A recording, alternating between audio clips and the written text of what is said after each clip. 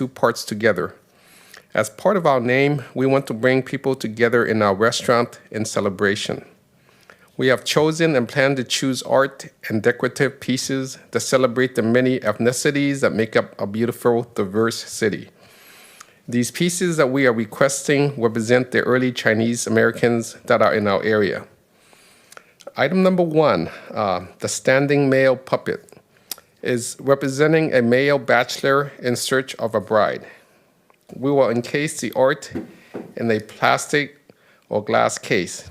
It will be displayed inside our climate-controlled dining areas. Item number 2, the red tapestry, consisting of 4 characters read from right to left. The characters mean harmony, happiness, resulting in peace. The tapestry would be proudly displayed in a hall and would be admired for the beautiful work of art and, more importantly, for the philosophy or the principle that it conveys. This piece will be encased in a plastic front. It will be displayed inside our climate-controlled dining areas. Item number 3, the ladies' ceremonial outfit. This is a ceremonial outfit that would be worn by a lady for celebration of a special event, like New Year's Day, a birthday, anniversary, and etc. This piece will be encased with a plastic front. It will be displayed inside our climate-controlled dining areas. In addition, we want to showcase the beautiful art that we have here in our museums. Our family are descendants of Chinese miners here in the 1800s. We want to honor them as well by showing the beautiful pieces that they have left behind for our generations. Going back to the red tapestry, harmony, happiness, resulting in peace, are represented by 4 characters and sent to our generation with love from a previous one. So I just want to thank the city of Oroville, Jordan, Ann, Michelle, Janice, all the docents and everybody here for giving us the chance to make this request. Okay, thank you. Thank you, Brian. Did you have anything else? So staff was prepared. I have on here a 6-month loan agreement. I've heard some interest in possibly doing a year one, and then having them come back for an extension each year to see how everything's going. And then at that point, we could maybe suggest a 2-year or anything like that. But it's up to the commission how long of an agreement they would like to do. Okay. Do we have any public comment on this item? Mr. Chairperson, we have one public speaker, David Dewey.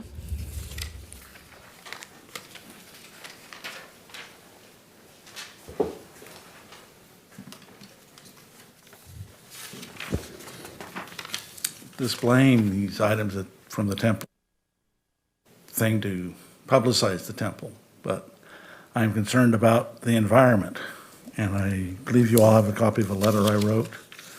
So since you all have it, I don't think I need to read it to you. You've already read it. The big concern that I see is all these items require some repair in order to be hung or displayed. And so how is that repair being done? It needs to be done by recognized conservation methods. And then the amount of light they're subject to. Ultraviolet light is very detrimental to textiles and fabrics. And that is why we worked at the temple to have lights only come on when people come in. And we also have lots of ultraviolet filters there. So in a restaurant, I don't see that kind of control. So to me, that's part of what a museum considers a controlled environment, is lighting. It is often said that curators and conservators would rather have everything kept in the dark because it protects it longer. You have in your possession a multi-million-dollar internationally significant collection. I don't think the community recognizes the significance of this collection. It's always been here for all of us. So it's priceless, and it's become even more priceless since the Cultural Revolution, when the Chinese government destroyed almost anything they could find of this. When I was still the curator and we had people come over from China, they would be astounded at the stuff we had. because they would say, we don't have any of this. We had a young troupe of acrobats come through one time, and they walked into the tapestry hall, into the clothing display.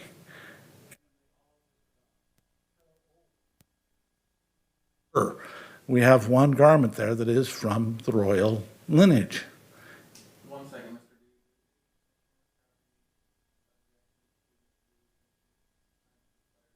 Mr. Oh. Please. Okay, I didn't recognize that, sorry about that. So this really struck home to me that this is stuff that they don't see. And somehow, we Anglos have saved it. And I'd like to see it saved in perpetuity as much as possible. So that's why I say it's the care of the artifacts that concerns me. The display, I think, is a wonderful thing because people get to see it, but we want it to last. I was told these were all out of the interpretive collection, and I know had I been the curator, I would have argued against it because of the significance of all three pieces. And I would have been against putting them, because an interpretive collection is stuff you expect to lose in using it for interpretation. And I would not want to expect to lose any of these pieces, even though we don't have the money to do the right thing, so we store them carefully and keep them controlled. Any questions? One really quick. What was your job, I was curator of cultural facilities. and what exactly does that encompass? That encompassed all 5 museums and the theater. I guess my better question is, as a curator, what is a curator? A curator watches over the collection. In the city, the curator actually functions not only as that, but as a display designer, as a publicist. You manage the museums and the docents. And the docents, I couldn't have not done my job without the docents. They were, and they are, the lifeblood of the museums. Very good. Any other questions for Mr. Dewey? Commissioner Castro? Well, okay, yeah, go ahead. No? Yes? Well, I have questions on the topic, but not directly for Mr. Dewey. I have a question Go directly ahead. for Mr. Shoot. Dewey. Number 5 of our procedures state objects must be stable and sound enough to withstand handling, packaging, shipment, or not climate shifts. You already mentioned that these items possibly needed repair. How do we go about that? Figuring out if they are stable and sound enough to withstand handling and Well, climate change? Visually, you can look at them, but basically you need to get a hold of a textiles conservator to look at them. Even as the curator, I would defer my thinking to somebody more trained in it, especially when it comes to the puppets. The paper mache is so fragile. As a curator, what is your opinion of the definition of climate controlled? Climate controlled is temperature, humidity, and lights. And I guess this might be general, but granted to institutions with standards of care and security equal to or in excess of the cities. Is that a Yeah. question for now or Mr. Wong later? I'm going to have question on that. Okay, topic I'll be too. done for now. Thank Okay. you. Yeah, I did mention in my letter that this policy was not really designed for what you're doing with it, although it's the closest policy there is for that. So my next question, before I ask Mr. Wong some questions, is for my next questions for staff. Thank you, Sure. Mr. Dewey. And please stick around for a little bit because we might have more questions for you. The way that this policies and procedures is written and the definition or the explanation by Mr. Dewey, is it still under the assumption that we can do this loan agreement with the Wongs? I think that we could look at the items again for their current state and of fragility, possibly. Sorry, I don't mean to interrupt you. I don't mean just these items. I mean for any items. Can we loan items with this, or do we need to create a new one? We've loaned items with this in the past. We loaned the Strong Box from the Pioneer Museum to a traveling educator in the past, and so that he did that for a number of years, and that worked out pretty well. So we do believe that it is capable of doing that, but again, the city's concerns are as long as they're displayed in an appropriate manner, that will prevent them from deteriorating any more than they are now. So then that brings me to you, Mr. Wong. How are you? Good. So I actually agree with all the issues that Mr. Dewey raised. Those are very valid concerns because, it is part of the history of Oroville and also my own cultural heritage. So yes, these items definitely need to be protected for future generations. So as far as the technicalities are concerned, as stated in the letter, it's going to be encased inside these cases that are going to be completely sealed. It's not going to be placed in direct sunlight, and the lighting that we have inside is LED lighting. And I don't know whether that's good for these artwork or not, but that's what we have. So, it'll be inside, and it won't be in the elements or anything like that. So that's like, what we propose based on what we know to best protect these pieces. And I guess the other concern would be the amount of time. If we show them, we can check on the condition over a period of time to see whether it's deteriorated or not. So I think what I see from my point of view is we do have a lot of these treasures in the possession of our city. And right now they're kept in drawers in the temple. So how do we share the richness of this area with people who are visiting from the surrounding areas or inside our community? And especially during COVID with all the shutdowns, the temple hasn't been open. So right now, there's a lot of people coming in, like on a Friday or Saturday night, we might have up to 600 guests. So we're exposing all this artwork to people who are coming in. So yes, it's very tough to do everything that we want to do to preserve these pieces right now because of, one thing is like the financial reasons, and the many other reasons. So the question is, how do we bridge the gap from them being just stored in drawers right now to maybe in the future having a large enough museum to probably display all the pieces? So that would be the question, I guess. And yes, and I don't have anything, against what Mr. Dewey said. He raised some very valid concerns. So all I can do is, as we get these pieces on loan, we'll just do our best to work with him and other people in addressing those concerns about protecting them. So I have some questions for you. Yes. What type of enclosure will the items be kept in? So we plan to have like a wood case built with solid wood. That's kind of like the frame.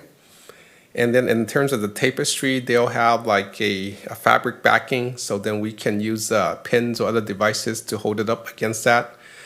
We probably don't want it to be airtight because we want the moisture to be able to adjust through the season so it won't condensate inside the box. Very good. My second question is, does your family have items like this, like old heirlooms?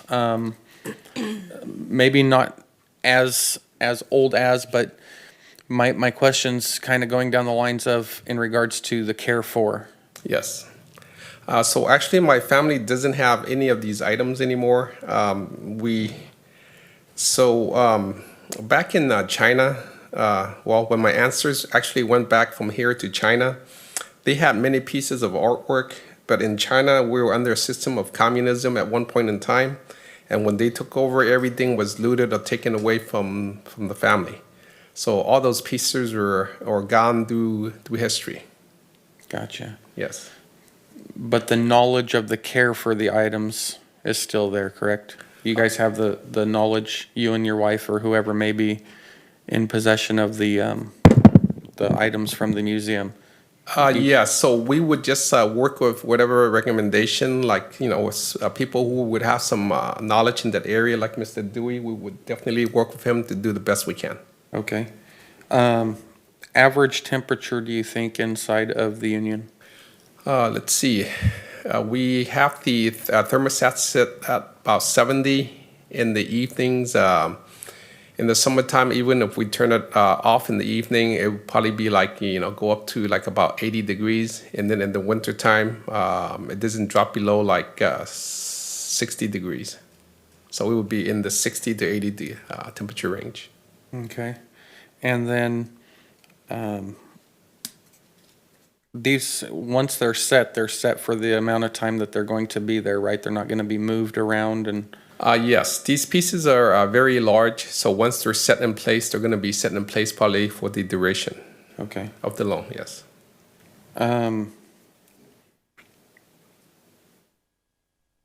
I am on a catch-22 personally.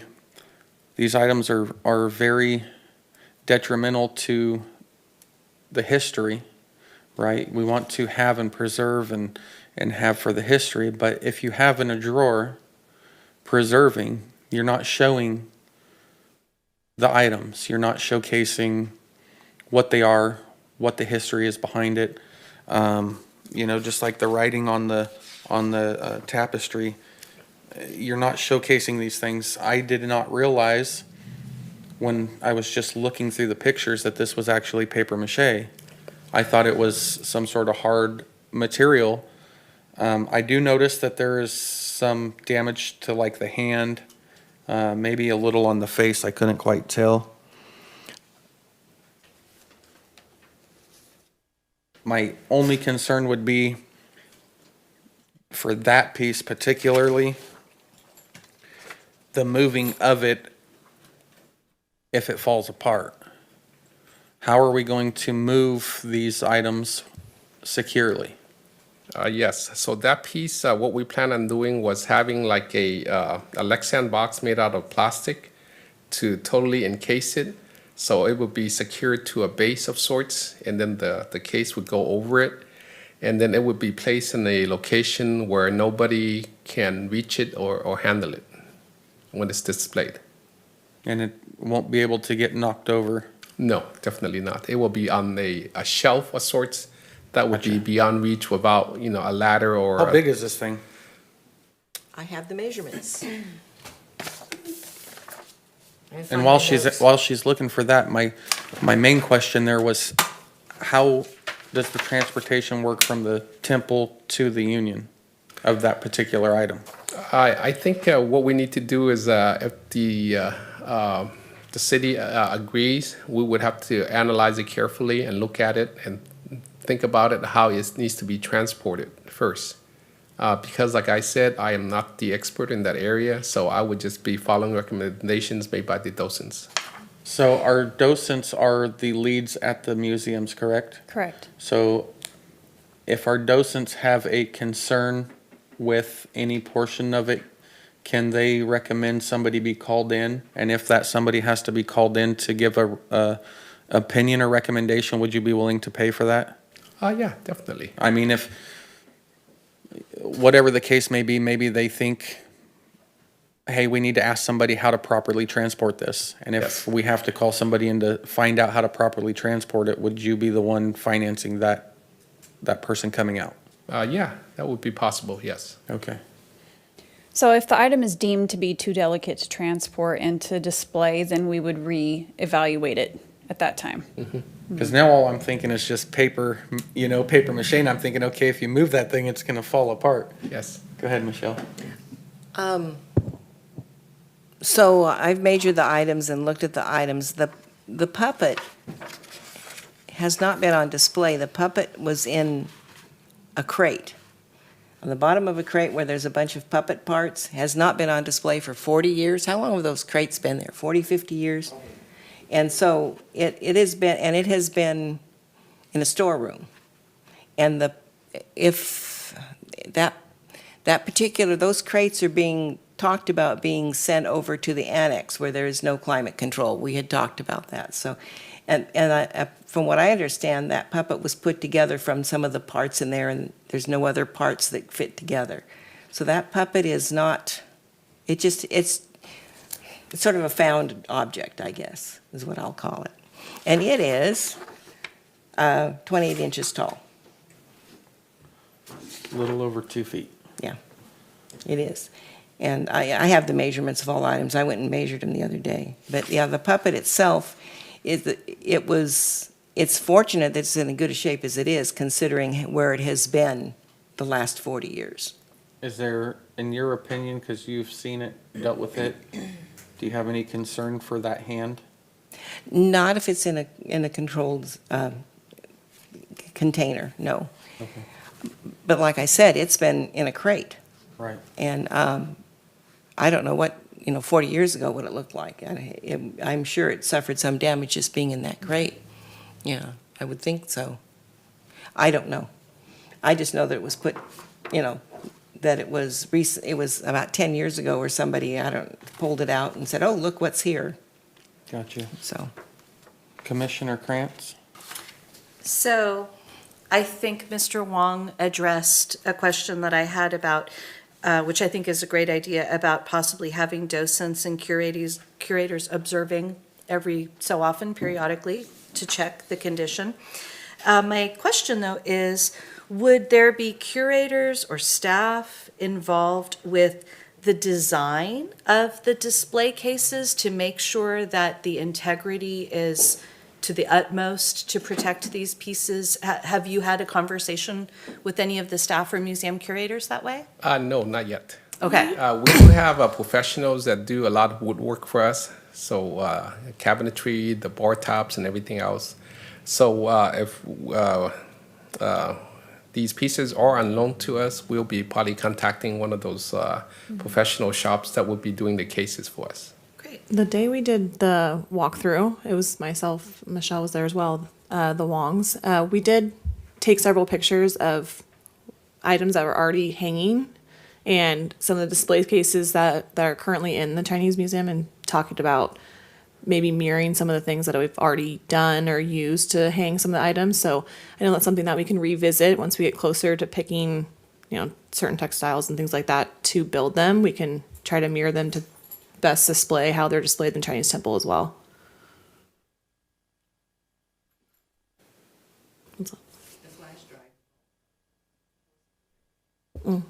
I do love this idea, by the way, if I didn't say so. I like the idea of getting some things rotating out in the public, because there's a lot of folks that live here that have never even been in the Chinese Museum. I didn't go in the Chinese Museum until I was a commissioner. So if that tells you anything, and I've been here almost all my life. I love the idea. Commissioner Castro. I love the idea too. And my dad has given you many things from his collection. It's no doubt in my mind that you would take care of things. I have to admit, I'm a little hung up on the charge put before me based on this policy and procedure page. And I don't think that we have a clear understanding of climate controlled. Maybe it's the drawer is climate controlled, or maybe the museum is, or maybe yours will be. I don't know the answer to that question. So I also have a feeling from past experience that some of these artifacts are rotated within the museums, and there's a reason that they're in a box and in storage for a certain amount of time. I don't know if that's 40 years, but there is a reason that these items are put to rest, or not put to rest, that sounds terrible, put in a drawer and not displayed in order to preserve them. So help me get around some of this verbiage here, especially the items which are irreplaceable. Rest them. Rest them. Oh, it is a term. Okay.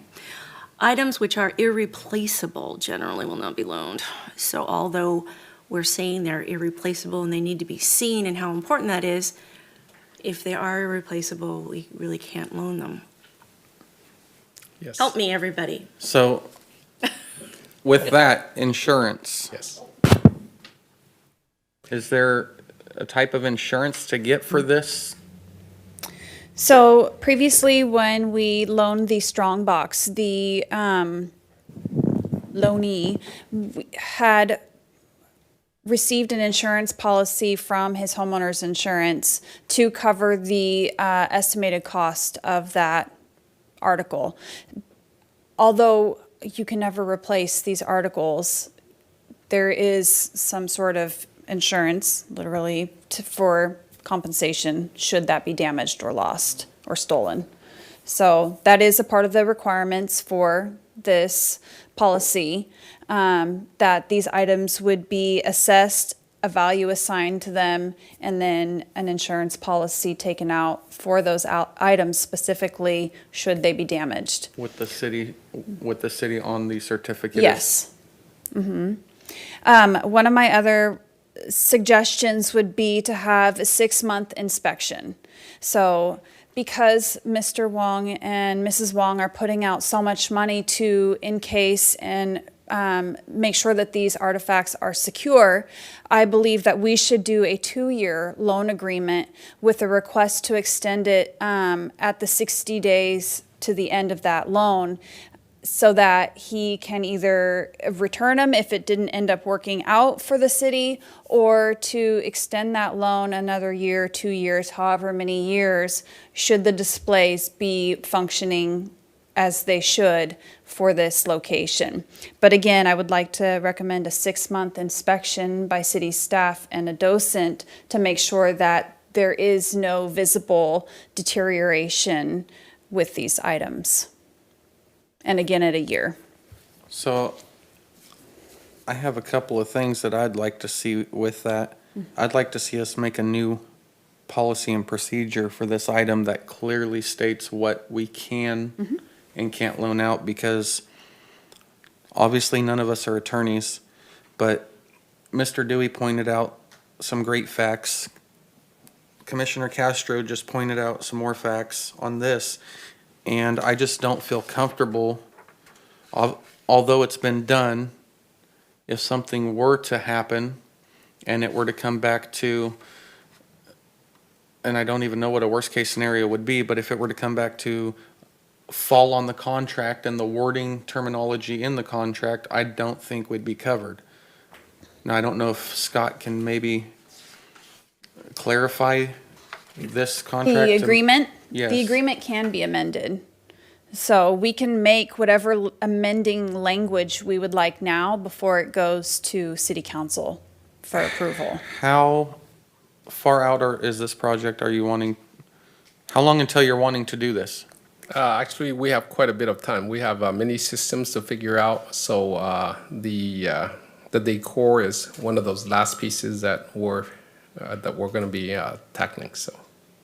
And then, as Don was talking, the 2-year terms, is that a length of time that you guys are wanting to do that as a 2-year term for the same items, or were you thinking about rotating items? Yeah, that would be perfect. And if we actually, if this works out, we would, love to rotate items too.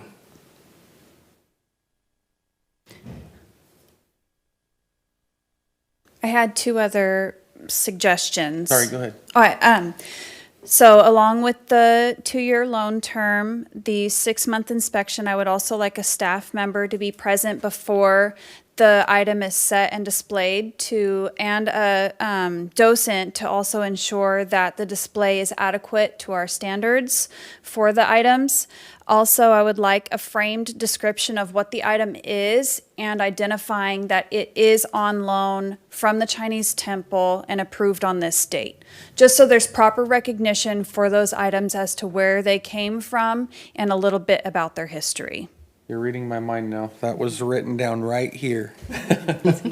Yeah, that's great. Was that it? I also wanted to check to make sure that the LED lighting was non-ultraviolet, just so there wasn't any additional cause for deterioration for those artifacts. And that was it. I'm trying to think how to proceed with, is there any consensus to the fact that we need to reword some of this agreement? Go ahead. First of all, I think the date should be changed from May 6th to October 17th, 2015 in that loan agreement. What are we talking about? Outstanding loan agreement for the period of May 6th, 2021 to October 17, 2015. Oh, That's an open-ended because it hasn't been set yet. So that's just a space saver from a previous loan agreement, but I apologize for the confusion with that. going back in time, okay. Okay, so I agree in concept because I do know the Wong family so well, and I know that you will make every effort to take care of everything. My concern is that if we don't write it down in special conditions, that as a Parks Commission, I don't want to open ourselves up for, well, you did it there, why don't you do it here? And I'm just being honest, it's no reflection on you. It's a reflection that if we're going to make this a precedent, then I think that language needs to be a lot tighter. And I think this is gonna be a safe route for everybody involved. Yes, and I do agree with all the comments being made, because going back to a comment that I made earlier is how do we bridge the gap of where we are now to the future? Because in the future, these pieces need to be on museums. But right now, the fact is they're in drawers right now. So how do we bridge that gap? And as far as like my personal opinion is concerned, I believe that art should be displayed. Yes, they are frail. They do need a lot of care. But hey, even the Mona Lisa is on display for people to enjoy. So with that in mind, it's like, well, at this point in time, we just have to make the human connection. As people come through our beautiful city, it doesn't matter whether it's at Union or maybe at another location, another business. Let's make these connections, and then once our city is vibrant, then maybe we can afford to do a nice museum that shall encase all these pieces. Did you have anything else? You're still on the list? Mr. Dewey, did you have something to add? I'm sorry, I seen you raise your hand earlier. Oh, well, there was discussing the puppets. Go ahead, come on up to the mic.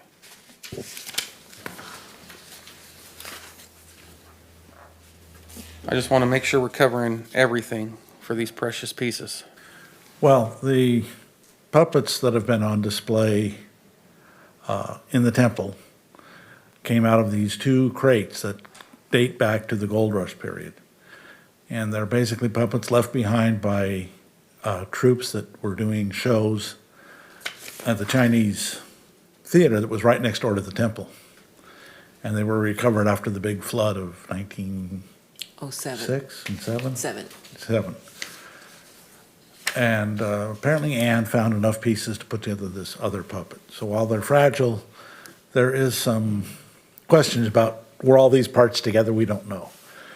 But even when I was the curator, those crates were a thorn in my side because they're just crates and nobody thinks they're worth anything, but I know they're possibly of great value. I've seen conservators bring stuff back that looked totally ruined.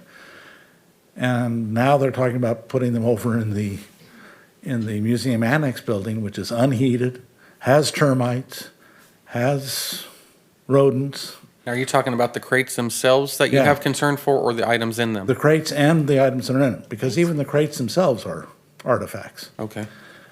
And so I'm thinking, if we think they're worth so little, my recommendation is let's deaccession them and give them to the San Francisco Chinese Cultural Center where they can be studied and preserved and analyzed and have a. That'll be something we'll have to discuss on another Yes, agenda. I understand that, but while I was here, I wanted to. Absolutely. To plant the seed of thought. Because even back when I was the curator, it was like, oh, what are we going to do with these things? I know they're worthwhile, but what do you do with them? Awesome. Thank you so much. Sure. So, yes, the puppet's fragile, but it also be a wonderful piece to display. And knowing what I know now compared to what I knew coming in tonight, of this puppet actually not being a unique one piece. It was made this way, of it actually being pieced together, but the pieces still being of the same era, I think makes myself feel a little more easy about it going somewhere on display. Commissioner Krantz? So maybe Mr. Dewey or Commissioner Khan can answer this. How often are the rotations typically made at the temple? Actually, that was one of my comments. That's why I'm on the list. As far as I know, the tapestry hangings have been there and have not been rotated for, well, at least as long as I've been there, over 10, 15 years. Did it when I was curator, They were. at least once, if not twice. So it sounds like then being displayed at the Union isn't going to obstruct a typical rotation cycle if it's going to be for 2 years. Okay, because I sort of liken this to a traveling art exhibit. It seems like a lot of preparation and a lot of care and a lot of thought and attention goes into that. And I think if one of the goals in Oroville is to draw visitors, to bring attention to our culture and our history, I agree with Mr. Wong. Yes, the Mona Lisa is on display. You know, you go to other areas and there are things displayed. I like the idea about the plaque. School children often don't go to our museums unless they go on a school field trip. A lot of people have lived here their entire lives and not been to our museums. And the Chinese temple is such a special place for our young people because many of them go there for their senior portraits, their prom pictures. It is a really special place, and I think to bring something from that into downtown, it's also going to add some sophistication. It's going to add something, I think, to enhance what the Wongs have already started in their union, and which has been such an asset to our community. So I support that. Commissioner Khan, did you have? No, because my comment was going to be, I was going to ask when they were last, rotated. I know. Is there? Oh, sorry, go ahead. The tapestries. That's what, because that's the concern about fabric, and is that it weights, it pulls on itself just from the weight, and it deteriorates. And if they're hanging, then that could happen. But it has been, because David's been gone 10 years, 8 years from as curator. He's been gone quite some time, and they haven't been rotated in all that time. Do we have a curator now? No, we haven't had a curator since David. Was that a city hired position? It was At the a time. city position. In fact, if you want another, we can come.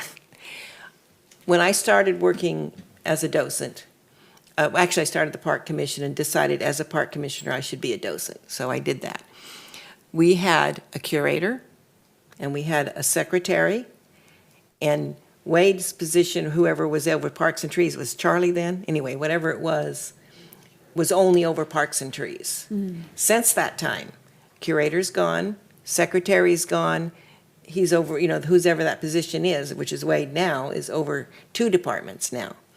And in the process of eliminating those positions and changing things around, the museums have lost a lot in connecting to the city and getting things done, and just the normal, the way things work. It's been very difficult. So the docents have taken on a lot of activities which would have been curator duties, or maybe even secretarial duties, and so on and so forth.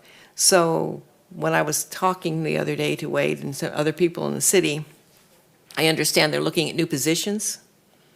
And I know this doesn't fall here, but there needs to be somebody put in place who is actually directly connected to the museums and the facilities that we have. And if it's not, maybe if they're part-time curator, part-time this or something, but and also, like I say, curator, because they're the ones who are trained to how to handle the artifacts. I was just gonna ask, does a curator receive any training? Yeah, it's college courses. Okay. I mean, it's a degree.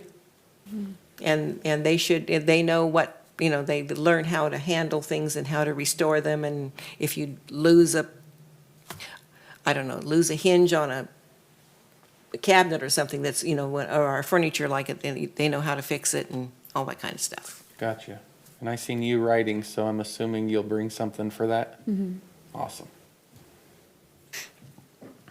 So, at this time, I think what we're looking for, did you have any further comment, Mr. Wong? No, actually, I think all the comments and that were made today were very valid. And I think we're all actually trying to resolve the same issue, because at this point in time, where we are today with the resources that we have today, how do we bridge that gap, and moving into the future, knowing that Oroville is going to be more vibrant. And, and even myself, I've thought about different places where we can have a museum in the future. And I actually got a building that I have in mind that would be perfect for already. And I've been thinking about this for a couple of years already. So when this community is ready, I think that because of the historical significance of that building, it needs to be housing all of these items. Understood.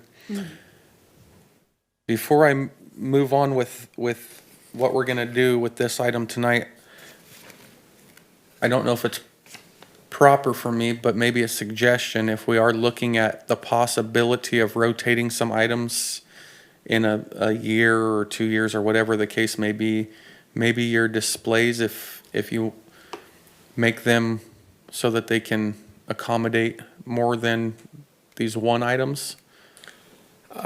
Yes, but in terms of the tapestry, is going to be very tough, because that measures, I think, 14 feet wide by 3 feet tall. So once we make the investment into the case, actually the case will cost quite a bit, and to have the piece of plastic made in one piece instead of two, we would really have to search out to see who has the capacity to do that too.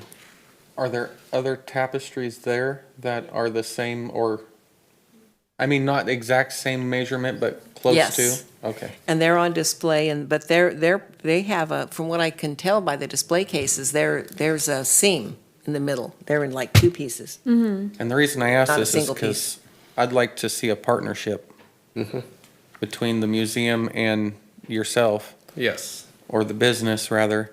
Yes. And if there's a possibility to do that. Yes, and I do want the city to come up with some standards of doing this, so then if another business, another entity comes along and wants to do this partnership too, then that would be great, because everybody is showcasing our city. So Absolutely. I don't want the city to do it because it's the Wong family even, or because of our reputation. I just yes, having a baseline guideline on the city would do, and set it as policy. I think that would be awesome. Absolutely. And I appreciate that. What I'd like to see, like I said, I'd like to see the policies and procedures updated to include new language for this type of procedure. I agree with that. And however a cancellation would work, whether it's the borrower or us, for a cancellation for whatever reason. I would think that we could put a clause in the agreement stating that the city could request the items be returned at any time with 30-day notice. Okay. But we'll run that through the city attorney.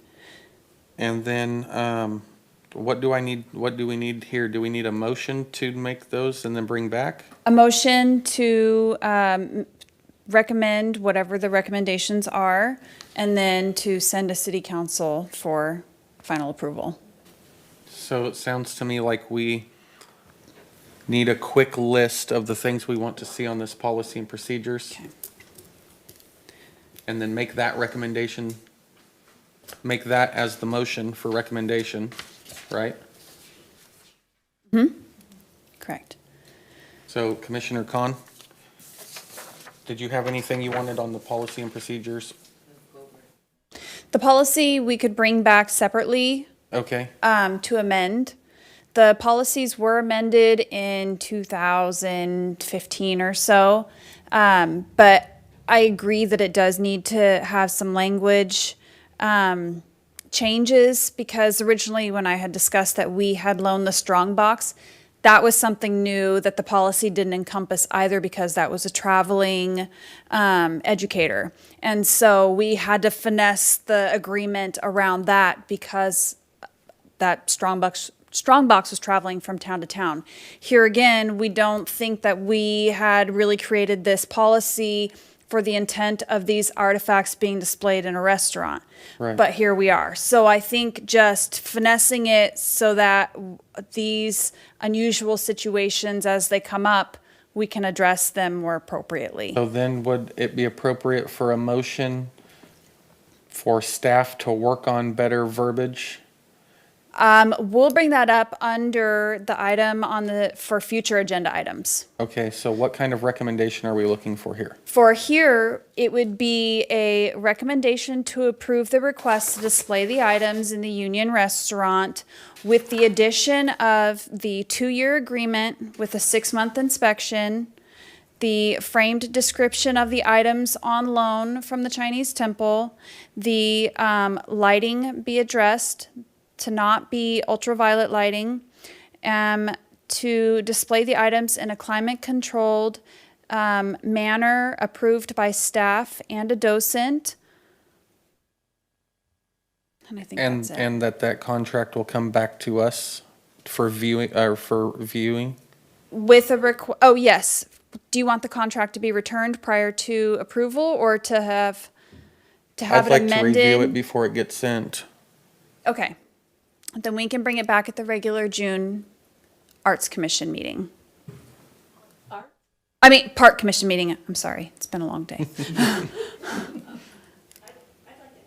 Go ahead. Could I also, could you also add the verbiage about analyzing it prior to moving, doing the due diligence on whether it can be moved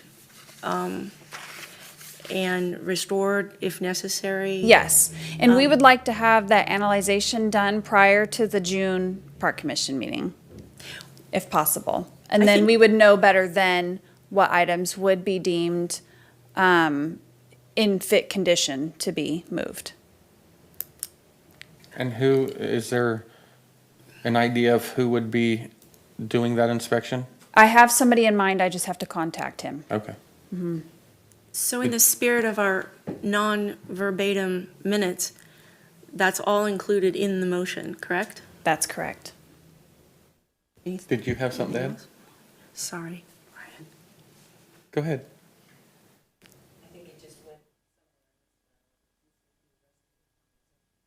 So I think it'd be appropriate to, if somebody wanted to make a motion for exactly what Dawn said? That's fine. The tape has what Dawn just said, so I'm able to go back through and make sure that it states exactly what she said for the minutes. Commissioner Krantz? I was going to make the motion. Oh, you can. You don't have to push the button. Oh, okay. Go ahead. I make the motion for, as was just repeated by Jackie Glover, so nothing gets lost in translation. We got a first. Do we got a second? I'll second.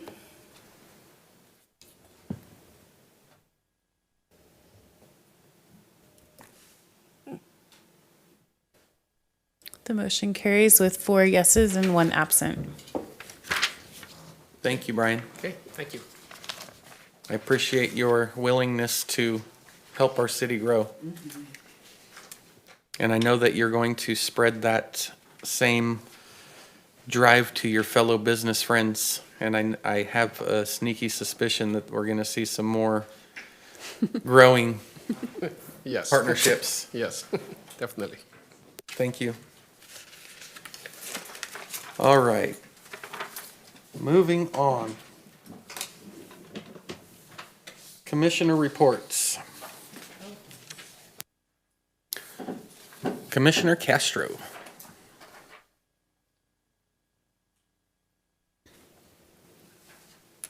I would like to thank Mr. Wong again. I understand that the amount of effort and work that's going to go into this, and we do really appreciate the extra effort that you're going to make, and your willingness to work with Mr. Dewey and with the docents is really admirable. I've already voiced my concern about the minutes, and I am understanding now a little bit more about that. I do not personally believe that it should be my responsibility or the taxpayer's responsibility to go back and ferret through the decisions that are made. So I'd like to propose some sort of a hybrid between it was discussed to a little bit more about the meat of it. Because again, these are our historical records. The tapes aren't, the recordings aren't. We don't know how long they'll be there. I went back to something that was dated 2008 to try to figure out something. There were no videos and recordings then. So I'd like to promote that. I'd also like to promote having regularly scheduled meetings. And although today I think was a very important discussion we had, I don't understand the sense of urgency of a special meeting that we're having right now. That there are so many other, I have 2 pages of possible agenda items here that I think are very, very relevant to opening our parks and our museums coming up in summer, things that are coming up, planning ahead for a salmon festival. Adopt a Park is one of them. We have the Scam Festival for the Exchange Club in August, the first Saturday of August. We cannot have that event if there's no restroom facilities. I know the Portland Loos have been approved many places. I've been there when they've been approved many times in many places for different amounts. So I'd like that to be back on the agenda for clean restrooms and when and where those Portland Loos finally will be put up and when, so that we can plan and that our people can plan. I'm also on the soapbox to clean those downtown restrooms. I do not understand why our restrooms are continually, with the funding that we have available with Measure U, with the new, hopefully, police chief, that we can start taking these areas back, our parks back and our downtown back. And that includes clean restrooms for people shopping.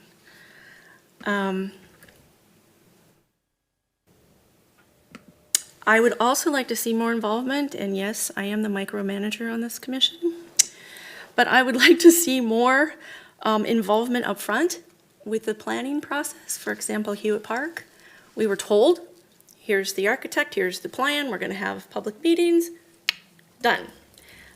I kind of missed the part, and I am a new commissioner, but I kind of missed the part on where the Parks Commission puts a recommendation in before it goes that far down the line. And I'm very, very concerned about those trains. And I haven't heard anything back from anybody about the trains, so I'd like an update on that as well. It's been mentioned, a transportation museum, but it was only mentioned once, so I'm not sure where that stands. Okay, you know the development's going in at Highway 70 in Montgomery. Very big development there, as well as the veterans housing across the street. Does that affect Bedrock Park? Should we be talking right now about extending pathway entrances? Should we have 2 Portland Loos there instead of 1, given that future development that's going in there? I don't know, but I do believe that the Parks Commission should have some sort of a say in that planning process as we go forward. There's a lot of really smart people sitting around here. Also, we missed the museum day because of COVID. Is there a plan to have another one? And where are those videos that the chamber did for the museums? I can't find them anywhere. We'll update you on all of these items. Okay. Well, there we go. That's enough out of me for right now. Thank you.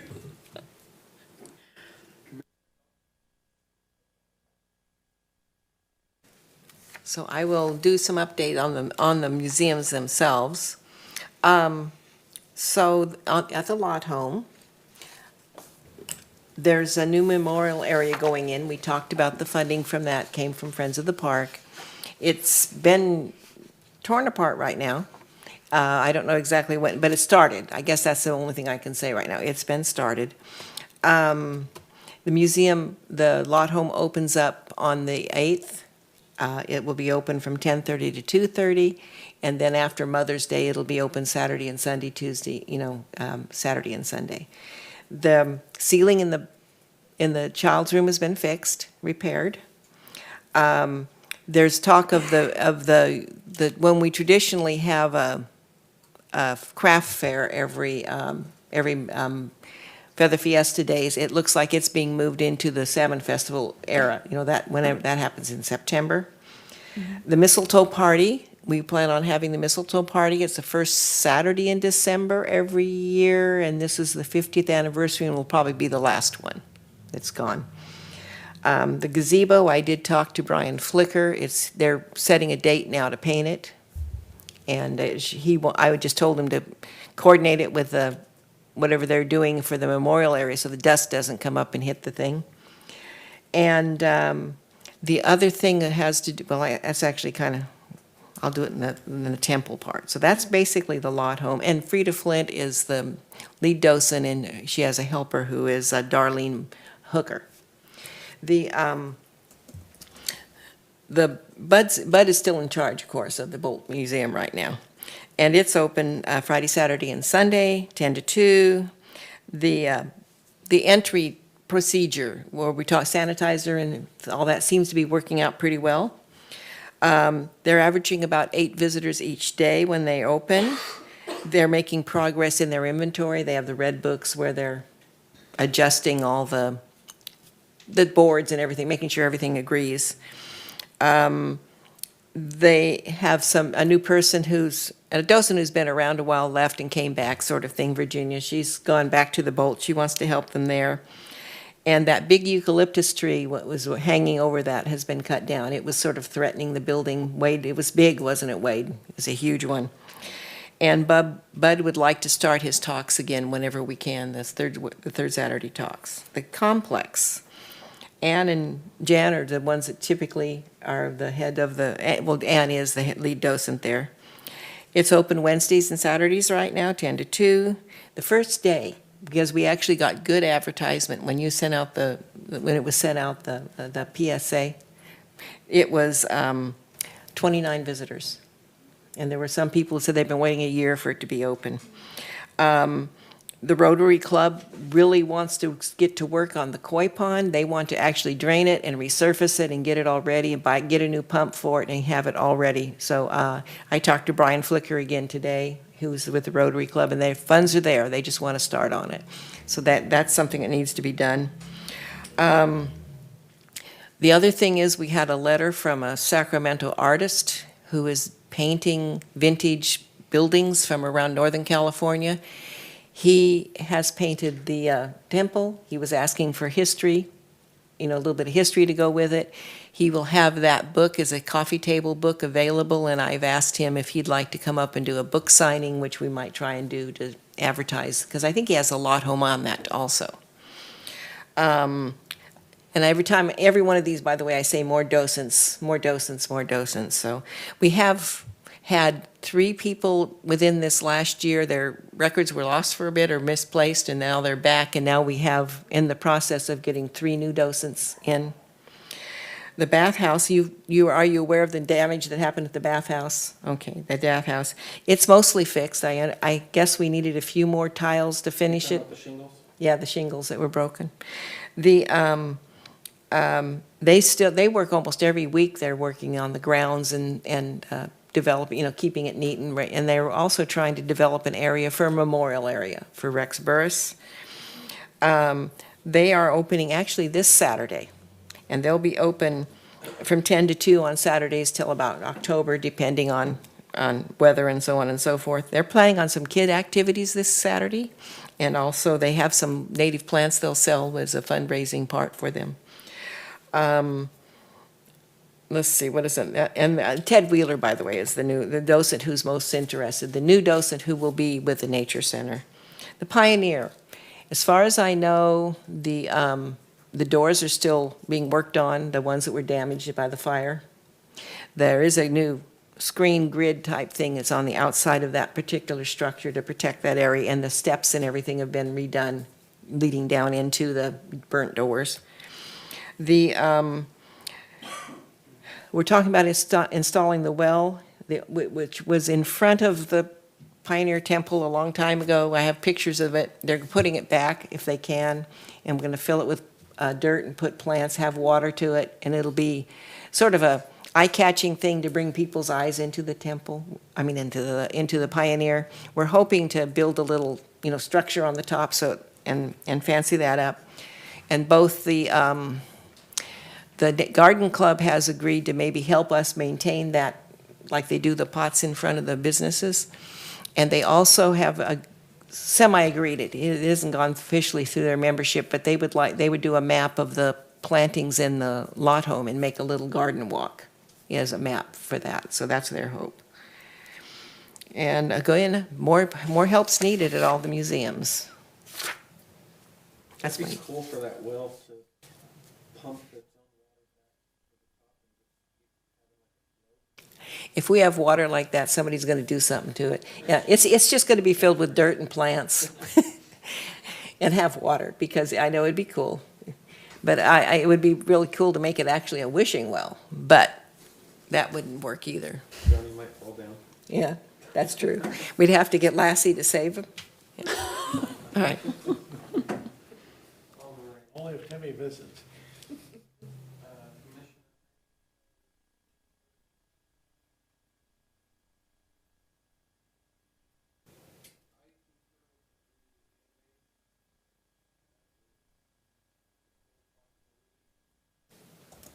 Turn that on. I'd like to explore the possibility of moving our free museum day to a day in the near future when we have more openness of the public. Because that was a bummer that we missed that. Maybe you might be able to answer in previous years during free museum day, how many guests do you guys usually get compared to? Go ahead. Museum Day is scheduled as a statewide event. Right. That's why it's when it is. And I will admit, it was never a convenient time for us, but that. Yeah, we've had a better participation at our museums when we had a project where we did it, I forget what we call it, Museum Day anyway. We opened Museum up. Row. The walk, it was the museum walk. What we call that? Anyway, we had. Museum Row? Yeah, we did Museum Row. We did but we did that ourselves. And we did that and had a good participation. All the museums were open that day. And, but we have free days at the museums. The mistletoe party is a free time. When the Pioneer does its Christmas thing, it's free and open. The Chinese New Year is also a free and open event. And when it's done. So we've had individual, but we haven't had the free museum day for some time now. But it does attract more people? Yes, with advertising. I think the one the videos were for, those were, that was Explore Butte County. Explore Butte County. And they've been working on trying to do that annually. Gotcha. About that time. Right. And so that one, it was what the videos were, I can tell you more about videos, but it's a project that they started the year before, and we were open, and then this year, of course, COVID, so. Right. And that was in conjunction with the chamber? Explore Butte County is a countywide tourism group. It gets some funding from different, I think probably from all the chambers. I had just got a seat on the commission when we were looking at something with them. Yeah. So if we can look at that again, Free Museum Day. This is supposed to be reports, but the only thing I can actually report is that I still go and check the parks, and I have seen the parks department guys and tree guys out working. I believe I seen the tree water truck. Was it roaming around? I couldn't tell if it was the tree water truck or if it was the sweeper from the distance I was at, but I thought it had the arm on it to water the trees. But I've seen the parks folks out, and they've been doing a lot of work. Really good to see them keeping busy. They do wonderful jobs. As far as reports, that's about all I have to report that I can think of off the top of my head. I had about 10 things earlier today, and I lost them all. Future agenda items. So just quickly for this one, before I call commissioners for this one, I would like to request that for this item, anything that is discussed under this topic on the agenda gets put on the next agenda, or whatever agenda it would fall on next in line, to come back, whether it be for discussion or an action item or an update that way. And the reason for that, in my opinion, in my mind, is because I do know some folks who watch this meeting afterwards. And when we get emails, and I was reading this thing, which is pretty much like the email that we received for the updates, they're wonderful for us, but the public's not seeing them. And so if there's a lot of times where myself, I'll ask questions about certain things to bring back, and I'm asking that for somebody in the public. And then obviously I got to go back and find whatever's been sent to me to forward to them. But to bring it back on the next agenda or the closest agenda to would be ideal for me, in my opinion. Commissioner Khan? There's also something that's kind of fallen by the wayside, and that has to do with recognition of the docents.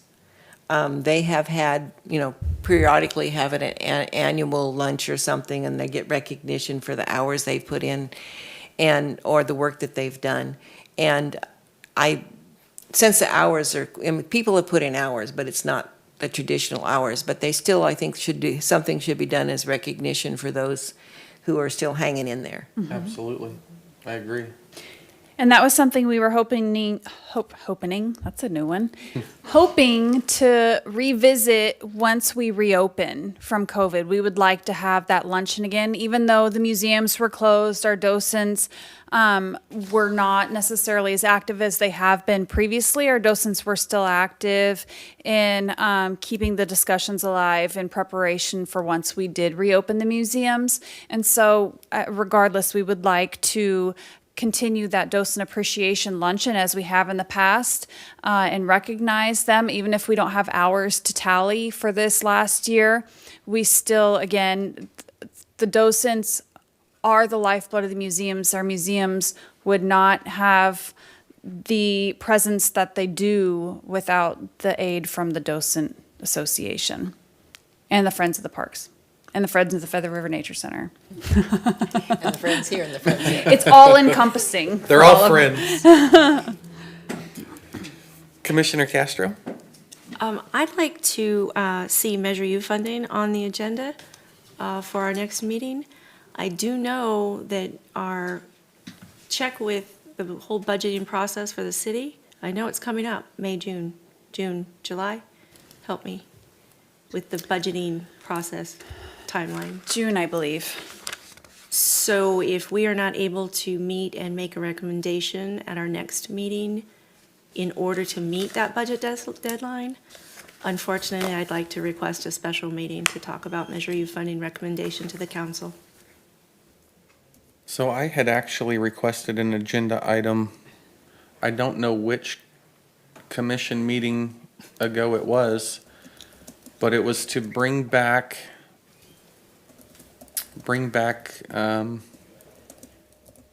I believe the budget of the Parks Commission expenditures. Park Commission expenditures or Park Department expenditures? I believe it was anything in the park fund, Anything in the park? Okay. if I remember correctly. Park fund. Well, that would be Park Department, and so there is the Parks Department funding is divvied up amongst accounts for each park, each museum, and then there's staff specifically. So we can pull that information. That information's also available on the city website. But are you looking for nitty-gritty specifics? Like, No, I think at that time, and I'm not sure if you were here, I believe. and but this is where we need more I cannot talk today. Thank you. I apologize. So I did look back at minutes from that meeting. I was just looking for it and I couldn't find it because I thought I screenshotted it. But the minutes from one of the, oh, here it is, right here actually. So this would have been the next meeting after this one would have been 6:30. Tuesday, February 11th at 5 o'clock. Adjourn the meeting at 6:30. So this was whatever meeting we had before February 11th, 2019. So February 9th. Oh, 2019? Mm-hmm. Oh. I It's been a apologize. little bit. I wasn't here then. No, you weren't. And I knew that. That's why I was just kind of bringing it up again. Okay. I think the goal is that in order for us to make an adequate recommendation to the council, we need to know what was spent and then look at what the funding might be. And I love OpenGov, I really do. But I'd like to see a presentation from staff that we're all on the same page with the research. And again, that's where I need some more specifics from you as to what specific area. Are you looking for what was spent on parks, what was spent on street trees, what was spent in the museums, or all encompassing? I think because we've never had any sort of presentation since I've been here or any kind of anything other than the information of, hey, it's on the website. And the website's, even for somebody as myself who's pretty computer savvy, if you check a wrong box or something, thank you, Brian. Thank you, Brian. Then it can be a little difficult to navigate. Okay. If there was a way to just get maybe like a quick PowerPoint in front of us of this is what our, 2020, 2021, or 2019, whatever, this is what it looked like. This is where the funding comes in. This is where the funding goes out. Like, what are our main expenditures? What are we funding? I guess that's a pretty broad question as well. It is broad, but the bylaws. You're off. It is pretty broad, but the bylaws do state park fund as an overall for this commission. Right. So, And I think at that time in 2019, I was just trying to wrap my head around and understand where our funding comes in because, where our funding comes in, and then what exactly goes out from the park fund. Excuse me, and I think that's what I was trying to understand then, which makes sense as to what I'm still trying to understand now. But I don't really think the way that you explained it just a minute ago, that would be a pretty extravagant report. I don't think we need all down to the nitty-gritty of the employee and that. I think just parks, museums, trees, main expenditures. Go ahead. New toy. So what I'm thinking, what I've always wanted was something like park by park. We have this park, we spent this much money, we spent this much money on it and it needs this much more done. Next park, blah, blah, that's a. Is there a breakdown like that? Of what's Park by expended? park. What's expended on particular parks? Yes. Yeah, that. But it's more general as far as irrigation and Wade can speak more to this. Go ahead, Wade. We should have every park broke down, and then green areas are lumped in together. So like Seropolis Park, Wallace Park, they're just little green pockets. The landscape lighting and maintenance assessment districts, they should be broke out separately. Trees is broke out separately. And then within that, though, you would have utilities that could be separated out pretty easily, cost of water, electricity, et cetera. And then we do try, but we haven't done the best job, is breaking it out even further into vandalism and graffiti cleanup expenses. So we do have that account within those parks. So when I see a bill and it comes across my desk, I have to categorize it by park and expenditure. But most of them are the 6340 account, which is general purposes. 6140 would be vandalism. And now that you say that, that's exactly what I was looking for in 2019 was the vandalism because we were having the problems at Bedrock. We're still trying to do Hewitt. that on our timesheets to capture that time, and on the receipts. But again, they're somewhat correct, but they're still off because when we clean parks 5 days a week, 4 days a week, I ask the crew to separate out the time of general cleaning, or if you actually spend the time cleaning graffiti, that needs to be separated out. And on our timesheets, we do have Hammond Park, vandalism. So again, sometimes the crew, because cleaning the parks goes under general, we don't break out park by park because there's so many areas that we clean. But I do ask them to try to break that out. Sometimes in a hurry, it doesn't get accounted for correctly. Hopefully that answers your question. Absolutely, and that's much appreciated. Now, with what I've said, I'm not wanting to make anyone's job any more difficult than it already is, so I'm not looking for the nitty-gritty breakdown, even just a general synopsis. Right now, I'm not looking to match penny for penny on, everything that's being expended. I'm really not. I just want to get a good idea for myself so that I can understand what is consuming the most, and so then I can start being proactive and thinking about what we as Park Commission can do to help those areas.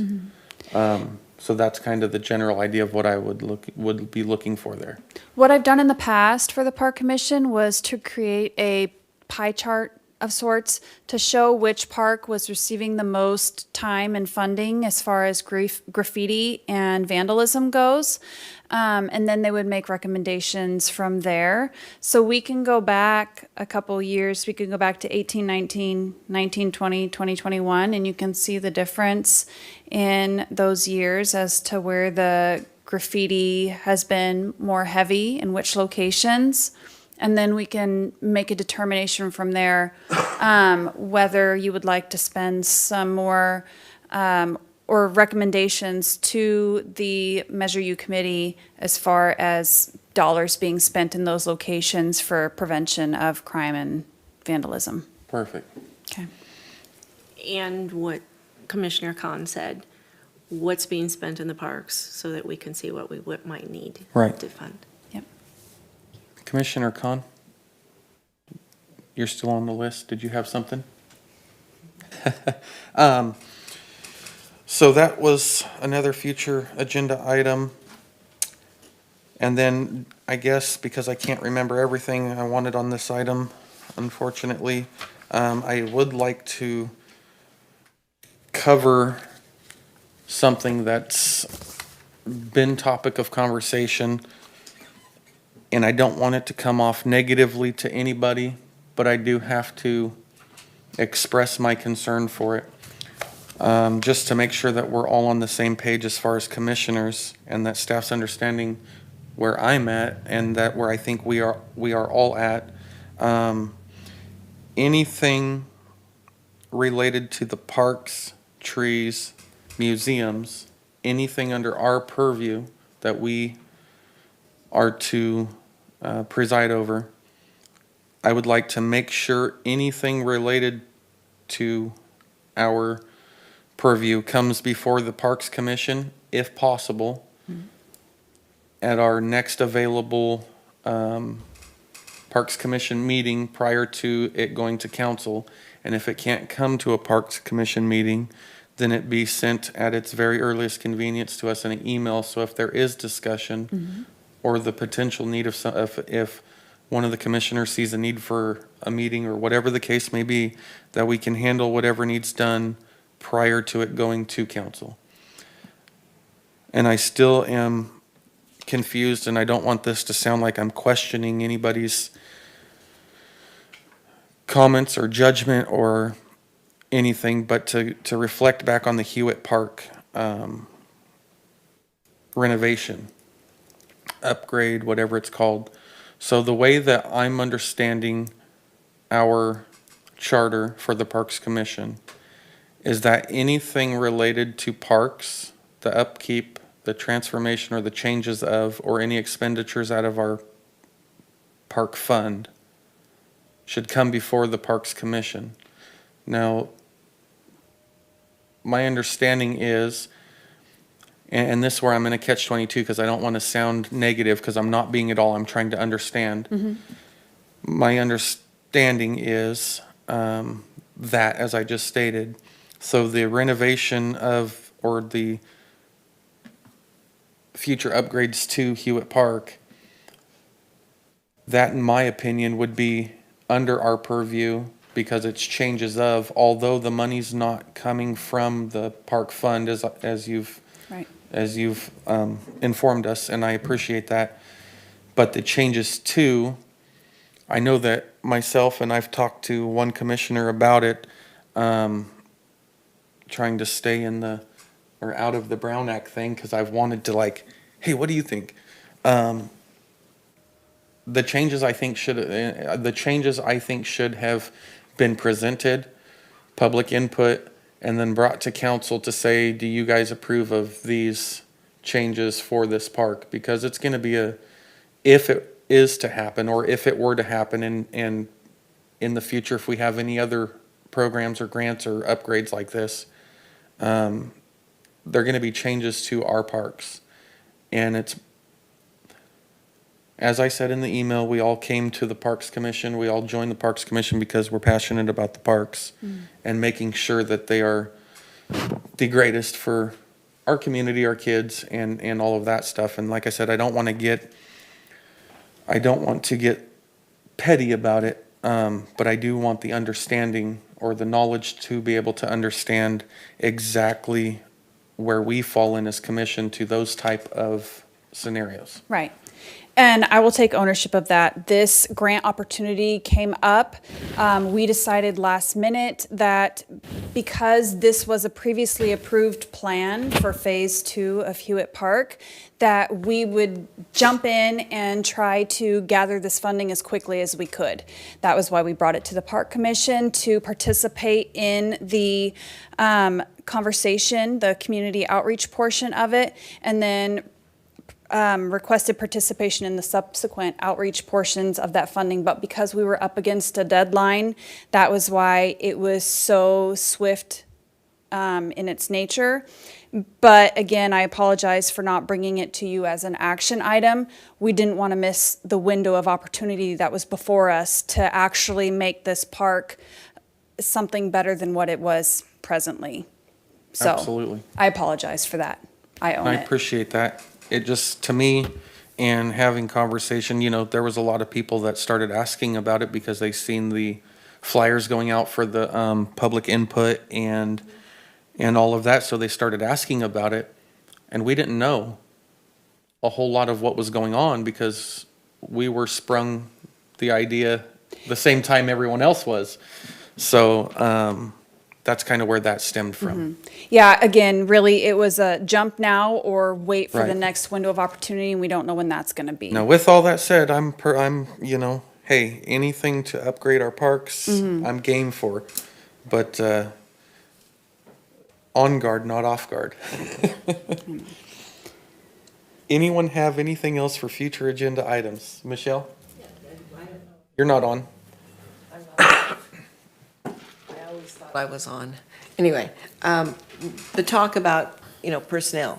I don't know how that fits on our agenda, but I've been saying this for quite some time now. There needs to be somebody with a designated job who is, it's not as a side job, not as but someone who is connected to the city and to the docents to help the process along. We've had it in the past. And I understand that everyone's trying to help, and I know all that, but it's just that if it's a specific named position, that when somebody leaves, there's still that position that can be filled by somebody else, but you know what I mean, a specific position that is connecting the city to the museums. A liaison? They could be a liaison, they could be a curator, they could be the secretary of Wade who is given that job part-time, they could be, I don't honestly care. That would be an as long as there's administrative somebody who- assistant. Yeah, administrative assistant who has that as actually in their job description. I was going to say, we have Miss Daly to help, but I can talk to administration about that, if that could be considered in the 21-22 budget. Give her the title. I mean, She's already got an all-around title. on her time. Yeah, Long title. because like, again, I said, at the time when I started, we had, Parks and Trees, secretary, curator. Is there a need is there a need and a big enough need to warrant like a part-time curator for the city? I'll look into that. I believe there could be a need for that, considering our museums and the number of museums that we have. But again, I'll speak with administration. And with that, as Michelle was stating, a curator that could also double as, because they would obviously be a city employee at that point, who could double as the liaison. Considering the value in your collections and their significance, I think there's no question you should have a curator. The position used to be part-time, and part of the curator's job was to be the liaison to the docents, and to also, I had to get 10% more docents every year, or my job was a problem. So can we put that please on a future agenda item for the next agenda to discuss that possibility, or to, unless you bring it back as a staff report? Again, I'll discuss it with administration, and if it seems feasible, then we'll bring it back as an agenda item. Even their response, bring it back. would- Absolutely. Commissioner Castro. I think I forgot. Although I am 100% in favor of this curator, and I think for continuity, it's really necessary. And I'm struggling trying to read back and rewatch things from 2008, so I'd love to have a curator that I could say, how about this, how about that? And I do not think that it's appropriate to add that to a current staff position. I think they're too busy, and I think there's a special skill that's involved to being a curator. So I don't know, will you say you'll go back to staff? Here's where I get messed up in process. You'll go back to the city administrator and see if he thinks there's a need for a curator, and you'll come back to us. We're saying, I think, we would like a curator. So what we can request So I think is the that the consensus park is to commission present it. make a recommendation to city council. Correct. Is what I'm hearing. Yes. Okay. Okay, thank you. Thank you for your help on the process. Is that all? Okay. I didn't mean that bad. Is that all? You done yet, Kay? Staff updates and reports. Ms. Nevers. I wanted to, well, we've already discussed the museums being reopened. We've discussed the COVID guidelines being in place for those museums. We are anticipating the news outlets keep saying that our state will reopen June 15th, so we're hoping that's the case and that we can reopen our parks at that time. So Wade's staff has been prepping the parks for reopening. To address the clean restrooms issue, those restrooms have been closed. One major item is because of COVID, and we don't have the staff to clean the restrooms on a regular basis that they would need to be cleaned under the guidelines for COVID. Two, we have such an issue with vandalism in those restrooms. Some of them are beyond repair and need some other sort of attention to At address which them. Place? The restrooms down in the D, parking lot D, catty corner from the State Theater, those restrooms have been destroyed. The restrooms at Hewitt Park obviously are not, or the other parks are not open because the parks are not open. So we're not trying not to encourage the public to hang out in the parks and if we don't have the restrooms open. And then for the Portland Loos, those aren't just a quick slap them up kind of product. Our engineer has to send out a task order, which they already have, to our contract engineer to have a topo done of the land, a topo survey or topographical survey done of the land, where our sewer services are, where the nearest electrical services are, and so that then they can be installed. So we have to have plans drawn up for that. Then the Portland Loos will be installed once those plans are done. So it's really not a quick process. Where are we at in the process exactly? The task order has been sent to the contract engineer for the plans to be drawn up. And what's the next step? The next step is that will, once the plans are drawn up and we receive the Portland Loos, they've been ordered, but they're back ordered. So once we receive them from Portland, then they will be installed. So I don't have a timeline yet. We're still waiting on the plans. Can I interrupt you for just a second? Yes. Regarding your event and the restroom situation, is it a possibility if they're not up to do the rental restroom thing? Yeah, absolutely. It's a charity event, To and I get don't know what people our to the budget park? is to. What was the location of the event? Bedrock. Bedrock Park. And those restrooms were burned down. Those and that, we've discussed it before. We're still waiting on the plans for that because we have an architect who is extremely busy as well. And so they're working on public safety and then the municipal auditorium restrooms and then the Bedrock restrooms in that order. And so we're hoping to put the Bedrock back as a kiosk. So if we can have the Portland Loo installed by then, that'd be great, but I don't know that we can get it installed that quickly. So what would be the option? When you open What, the parks with no restrooms, and a lot of these restrooms were closed before COVID. I'd just like to point that out.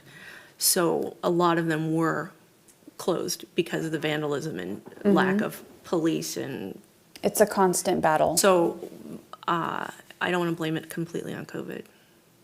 Right. I agree, and that was what I said. But what would be our recourse? We would as a group pay for the rentals of when is your event? first Saturday in August. And we're assuming we'll get a permit given the whole June Would thing. there be a way, and this is just reaching out of air, and I don't want it to sound like it's treatment for a commission or anything, but this is actually for the Exchange Club who's putting it on. Would there be a way for us as commissioners to suggest or ask for monetary assistance in the rental of the porta potties for that event? That would, For a public I event? think that would fall under a gift of public funds, but I will look into that. I haven't had that question before. Thank you. But I'm leaning towards no, and don't take that wrong. I mean, I really believe that would fall under the category of a gift of public funds, but I'll try to find some way that we can make that work. Are you waiving the fees for parks since there are no restroom facilities for the rentals of these parks? There are no rentals right now because There's the no parks rent. are We're closed. not renting the parks at all. When June 15th happens, hopefully, and parks are opened, are you going to charge the same fee if there are no restroom Bedrock facilities? Park is a non-fee park. So when there's an event there, we just request that the applicant apply for a special event permit, not a park rental permit. Thank you. And then the rest of them that require The rest of them have a rentals fee attached to them. Hewitt, have Hammond. restrooms. Yes. Does Hewitt Hewitt- is, go ahead. I was gonna say, I don't think Hewitt has a fee Hewitt either. is for rental items. If you rent the bocce balls, there's a fee associated with that, which we still have. They're in storage. Never been used. They have been used. And moving your event maybe to Hewitt Park this year might be an option.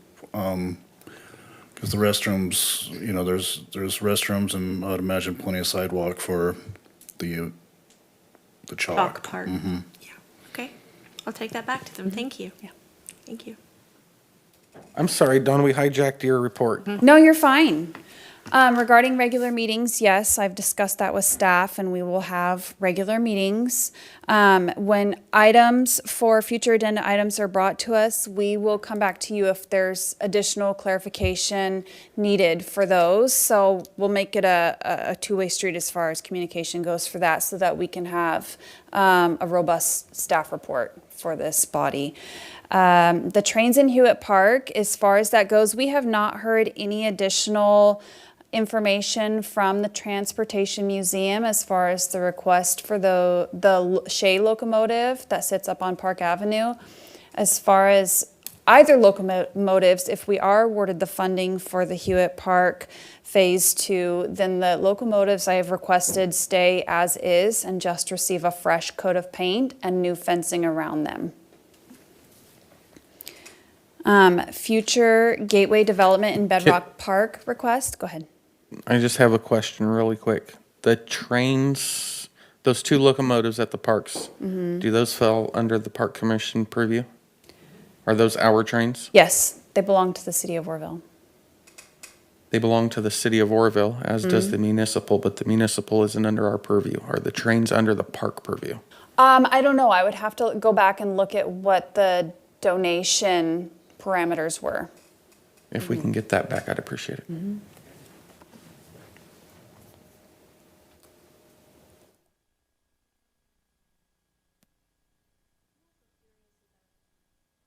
I'm also curious about, I've heard now twice, 3 times, the Transportation Museum. We haven't heard back from the who is that? It's a group of gentlemen who were looking at creating a transportation museum. They had originally scoped out 2 sites in the industrial area, but again, we have not heard back from them. They just brought this idea to us, asked if the city supported it, and it was expressed their interest in the Shea locomotive, but again, we have not heard back from them recently. They were actually going to build a railroad track around the old coppers and have old locomotives and old train stuff out there that could run and have transfers and. They're still working on it. Oh, they are? Yes, Okay. So, there we go. It's just a big project. it is. Sorry. And then the museum day and videos. So the chamber had used their COVID funding to fund the videos for the various museums. That videographer ended up not being able to finish those videos and is providing the footage to the chamber so that the chamber can finish them themselves. But at this point, we do not have any videos as originally intended. The chamber had taken upon themselves to go to each of the museums and meet with the docents to do a quick little video for the museum day. But again, we don't have the originally intended videos. So that's where we are with that. When we get those videos, will they be on the city's website? Yes, For parks? they absolutely will. Thank you. Commissioner Khan, I seen you push a button. Did you have a comment? Because it's not coming on the screen. So, yeah, the museums, I mean, I was able to access the chamber, the little short ones they made. It was kind of tricky to get to it, though, and I can't remember the thing because I had questions about that, too. So there is a way to get to them, but it's not direct. And with that, can we talk about the website next meeting? Which website? The parks website. Oh, yes. Yeah, so I also, and we can talk about it, but I also have one of our staff assistants going through the various parks pages and museum pages so that we can enhance them, bolster them up. I want for Sank Park and the Lot Home to have more event photos, so people who are wanting to rent that park for a wedding, they understand what's inside the cottage, what does it look like with this many people there? So just to have a better idea. We've looked at what, I think it's City of Grass Valley has done, and they kind of do video tours of their different parks and facilities. So really trying to enhance the website so that it's more user-friendly and more inviting. So, but we'll take An recommendations as well. update on the next agenda for the website, because I know there's a lot of parts of the website for the city that are not as they should be. Is it all you had, Ms. Nevers? Yes. Real quick question for you, Wade. That locomotive at the top of the hill, did that recently get burned? Is it burned? I drove by it the other day, and when I was glancing over, I could have swore it was like burned. I haven't noticed any, but we have had that gate or that fence cut, and we've actually had part of the fence stolen, that divides Park Avenue from Hewitt Park. So there has been vandalism, but I probably need to get up there and inspect that a little closer. Copy. And then a request that I have for you, if possible, I know we've talked about it quite a few times, is having the Parks and Tree staff coming in for a commission meeting if they can. If we can look at possibly doing that in the near future so that we can express our appreciation and put faces to, because I know that there's been a few new hires that when we go out to the public, they have no clue who we are. When we go out to where I went to check on the park, and when I was driving through, hey, how you doing? They had no clue who we were, so, which is okay. I don't expect everybody to know who I am, but just to kind of put names with faces and especially, mainly give our appreciation for the work that they're doing. I'd like to second that because at the Measure U meeting, last year when we did the Measure U meeting, that easel sheet was full of parks. This time, I think there were 2, maybe 3 comments. That's the improvement that has happened in the last year, and I'd like to congratulate you on that. Go ahead. It's not official, but when I was curator, I was responsible for the locomotives, so I think they're under parks. Gotcha. Jackie, any reports? Jordan, no reports? With so many titles, you have no reports? Covered it all. Awesome. Wade? Yeah, I got a few things. As far as the Nature Center opener on Saturday, me and Code Enforcement Officer David Goyer walked the property today, including up to the bridge, and we're happy to report there was no current campers. So that was a good thing. We're gonna have the Hope Center along with a couple crew members in there tomorrow, weed eating and picking up all the trash and sprucing up the place for the opener. I talked to Joanne and assured her that things would be happening, and she was very happy with the code enforcement activity and just the overall cleanliness of the park. We were surprised that we didn't find anybody, but we're kind of being proactive down there, so that was good. Also, was contacted by the Sunrise Rotary Club. They want to do a cleanup at Rotary Park on May 8th and a barbecue. So I just found out, I haven't even contacted them back. They actually contacted Code Enforcement and they forwarded the email to me. So I got to have a discussion with Dawn about that before we go with that. But it's just exciting to see groups wanting to get back out in the parks and assist with the cleanup. I feel like a broken record up here because I report this, it seems like at every meeting, but we got 4 people in Parks Department. Watering street trees is a 40-hour-a-week job. Running the 54 irrigation systems plus the hand watering we do is a full-time irrigation job. That's 2 employees full-time. If we run the tree crew, that's 2 more employees. That's 4 employees right there. That's my entire department for parks and trees. So when the bathroom don't get clean or when the graffiti doesn't get cleaned up, you know, that doesn't include the mowing with the edging, the blowing, the opening and closing museums, the cleaning the temple courtyard. It doesn't include the other 18 acres of actual lawn we maintain and the 30 acres above that of plants and planters and open space that we maintain. So I'm happy to report we had interviews last week and we're trying to hire 7 new employees. You know, and we are losing another employee though. They've put in their resignation yesterday. So we're losing employees. So like Michelle said, 10 years ago, parks and trees stood alone. Now it's parks, trees, and streets. It's more general services. So before we had a parks and trees manager, now we have a basically general services manager, which would be myself. We do everything but sewer is what everything else falls under our department. With the 7 new hires, we're going to actually try to get back up to the numbers we had sitting around the table in 2012. So we're not gaining anything. We're trying to get back to where we were. So with that being said, 4 of my parks employees currently have 8 months or less experience. With the training that we have to do to get their commercial driver's license, teach them how to herbicide spray, just the open and closing the museums, how to run the equipment, that's very time consuming. I mean, they just don't hit the ground running.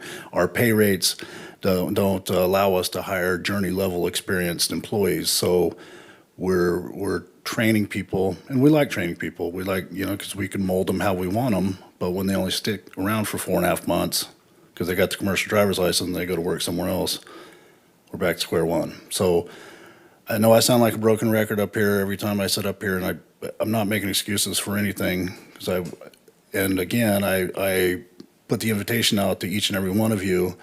We're trying to get through COVID, and I understand that, but I don't know that any one of you have a grasp on what we do. And I invite you at any time, give me a call, and we can set up a time to go out and take a little field trip, one-on-one, and share, some of the history, share where I think we should go, and, just to give you an overall experience and let you see the 14 landscape maintenance districts that we maintain, and the 5 big parks, the 5 museums, the 54 irrigation systems we have throughout the city. And so, again, I don't take it personally when somebody wants something done specifically.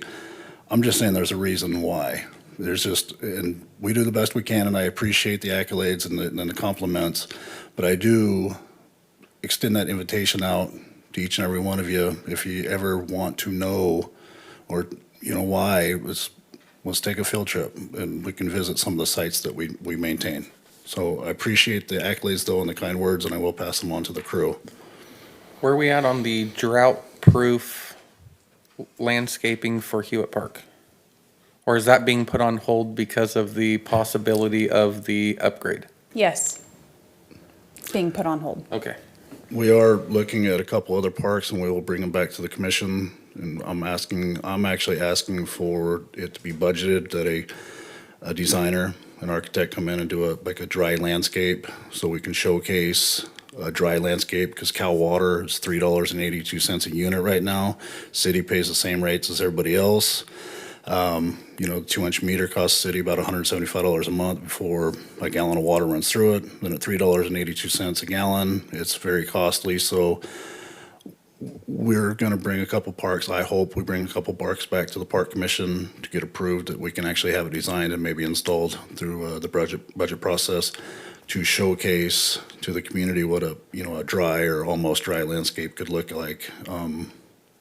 Rather than just dead grass or bare dirt or $1,000 a month water bills because you're trying to keep a little bit of turf green.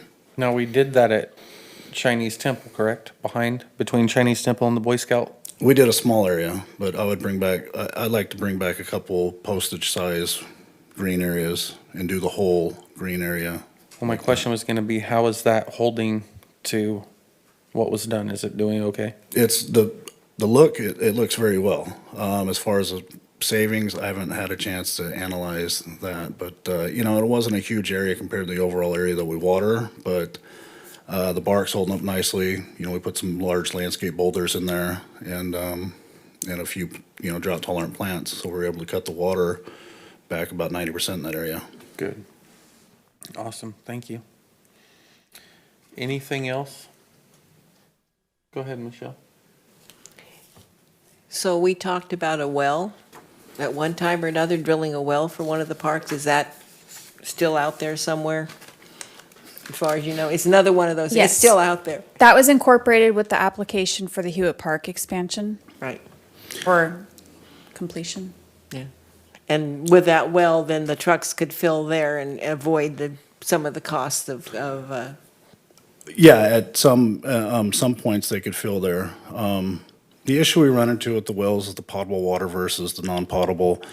And I just haven't had a chance to research it enough. I know Feather River Parks put a well in, or several of them, and then Durham has, and I've been out and I've looked at the sites and things. I haven't had a chance to follow up with some of that. But I believe there would be a significant savings there. And And you know some of my background, and most of that well water would likely could be used potable or non-potable. So that'd be a positive there. For you guys, for your water truck stuff, do you guys fill at the city yard? yes, we have a meter, a portable meter on a hydrant at the corporation yard. We fill up the street sweeper, the water truck, and sewer fills up their Vector there when they're doing sewer cleaning. So our 4,000 gallon water truck, we can fill for $5 at South Feather at their main yard. Can you guys do that? We could probably set that up. Problem is, it just getting so long to get there, getting it set up, and then leaving. Where Gotcha. the corporation yard's more centered location, and we split that bill with the sewer department. So we're self-funded, so they pay half that because they're filling up their Vector. So the water truck bill, it doesn't kill us. Right. The $1,800 a month irrigation bill at Hewitt Park Right. kills us. I was just throwing it out there because I noticed what we were paying to fill up our 4,000 gallons, and I was like, hey, win-win. Yeah, we water over 500 trees a year, so we're irrigating. We start at anywhere from 3 to 5 in the morning, depending on the day, and they're probably filling up 6 to 7 times. And the new water truck is working out really well, so if you see it around, stop and check it out with 2 steering wheels. You can drive from either side, and the new booms, computer systems, and it's, Lots of lights. yeah, it's pretty fancy. Is it got the old PVC system for the water boom? Oh, yeah, you'll see it on Facebook. You're probably in the next day or two. That was purchased with Measure U dollars. Very good. Go ahead. I have always been a soapbox cheerleader on everywhere you can find me to get you support and get you those people. And I've heard you for the past year and a half sit right there and say the same thing. So what can we do to obtain and retain? And this is not just your department. I'm finding this as a city as a whole is having some problems obtaining and retaining. Specific to parks, what can we do to help? I wish I had the answers. I'm telling you, when I started 21 years ago, there was 114 people applied for my position. And I started as a Park Tech 1. I didn't start as a manager. So I worked my way up, and we had 150 years of institutional knowledge between the 7 or 8 people that sat around the table, in the morning. Now I've got more than my whole department combined with the years' experience. And I think just with the growth and with the disasters we've had here, and now the union jobs are here and the better paying jobs in the private, people are just, they're working there. And I think it'll eventually slow down. So I'm not saying that we should try to compete with them, monetarily. But I think every government agency right now is going through this, especially in this area. Because I look at our pay scale compared to City of Chico and Butte County, and we're right there with them. Mm-hmm. And then with the approval at the council level, with them being able to get 2 steps between raises, I think that helps because that puts them closer to the same level as a Tier 1 employee. All employees now are Tier 2, where they're only getting 2.5% between raises, where a classic employee was getting 5%. So 2.5% every year. It's not a whole lot. But now we have the ability for good employees to give them the 5%, so it closes the gap a little bit. I think that'll help, and just again, trying to find the right fit. We got hopefully 7 new employees coming in, and if we can retain 4 or 5, we're doing okay. So you said we're down to 4? We're actually up to 4. Oh, that's right. We had 2. We had 2, then we had 3, then during COVID, I mean, I hate bringing this up, but COVID, we were supposed to have a 2-week cool-off period, and it lasted, I don't think we worked for 6 weeks. Right. You know, and we had 4 people quit in the Parks, Trees, and Streets Department during that time, during that 6 weeks, and then we're working 2 days on, 3 days off, stuff like that. Well, I had 4 people quit during that time. So, you know, it's 1 step forward, 2 steps back. And again, so I feel really good about the crew we have. I feel really good about the potential of new hires, you know, after doing the interview process. So I don't sit up here and say it's all doom and gloom. I just, you know, I want to say there's light at the end of the tunnel, and I think we're getting there. Thank you. Commissioner Krantz? So I really don't know the answer to this, and it might be something that we just take up at a future meeting. Does the public restroom responsibility have to fall under your jurisdiction? Or do we have any options for industrial companies or commercial cleaning companies where we might have some alternative and take some of that burden off of your department, but also have the public's needs met? We've looked at that option before, and it wasn't a viable option. It wasn't cost effective, just because the messes and our response. If we get a call from City Hall during work hours, we can respond within 15 minutes. Private company can't do that. We're getting ready to go to 7 days a week, so we'll have employees working. Currently we have employees working Saturday. Starting next week, we'll have employees working Saturday and Sunday. So that covers the museums, and that also, when we start up the parks and we allow the reservations, that person cleans the parks in between events. I probably didn't tell Don this, but we have had Rotary Park and Hammond Restroom open off and on, just because people are utilizing the parks. They are, It's been nice very much outside, so. we're trying it. We're seeing how it goes. We're cleaning them currently 4 days a week. We will go to 5 days of cleaning them 5 days a week, starting next week. Mondays, Wednesdays, Fridays, Saturdays, and Sundays. How has it been? Hit and miss. Hit and miss. I mean,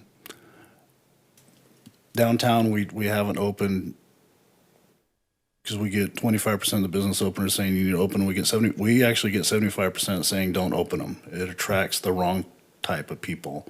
So we have a hard time with that. But we have tried to, entertain a cleaning service, and we actually have talked to Butte County Probation. Butte County Probation, and they're willing to help us out with cleaning the restroom a day or two a week. So we're entertaining that idea when we get that up and running, along with doing a lot of other projects for the city. But if they could pick up Tuesday and Thursday, we'd have 7-day service, because we have kept the pipe chases, which is the locked door in between the restrooms, stocked with toilet paper, hoses, the bleaches, and the different cleaning supplies. So that's definitely an option there, and that would we could clean them 15 minutes later, they could be disgusting. So, but if we're out, 7 days a week would be a lot better. So hopefully that answers your questions somewhat.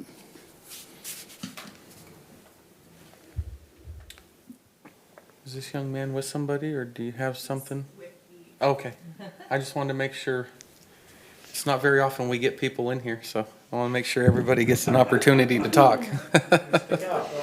That's right. Is there anything else? I just want to say before we adjourn, thank you, staff. I understand for me personally, my emails, after reading them back the next day, could have possibly came off as negatively, and I just want to say that I did not intend them to be negatively. I do, however, just want to reflect that our hearts and our passion are in the parks. Long before I became a parks commissioner, I spent my own dollars, my own gas, my own truck, my own hands picking up these parks, and that's the reason why when the opportunity knocked, I came running, is because I value our parks. So I take our meetings here very seriously. I take the opportunity to help our parks and our trees and museums and everything under our purview very seriously. So I do want to say thank you guys for doing the jobs that you do, and I want to apologize if my email came off negatively to any of you in any way. So if there is nothing else, I'm going to adjourn this meeting. Our next regularly scheduled Parks Commission meeting, not Oroville City Council meeting, will be held on June 8th, 2021.